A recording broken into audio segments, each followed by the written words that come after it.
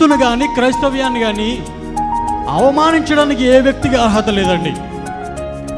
ఎందుకంటే మేము నమ్ముతున్నటువంటి క్రీస్తు పరిశుద్ధుడు, ఆయన ప్రేమమయుడు, ఆయనలో పాపమే లేదండి. ఆ విధంగా బ్రతికాడు.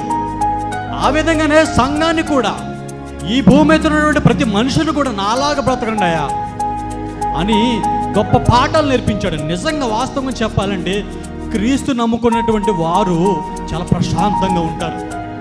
క్రీస్తుని వెంబడిస్తున్నటువంటి వారి కుటుంబాలు వర్ధిల్లుతూ ఉంటాయి.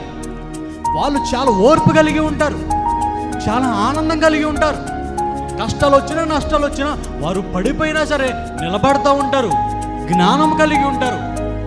అంత గొప్ప మనుషులండి. ముడత అయినను, మచ్చ అయినను, డాగ్ అయిన కలంకం వాళ్ళు లేకుండా బ్రతకటానికి వాళ్ళు సాధన చేస్తూ ఉంటారండి. అది క్రైస్తవ్యం అంటే, క్రైస్తవులు అంటే, క్రీస్తు అంటే.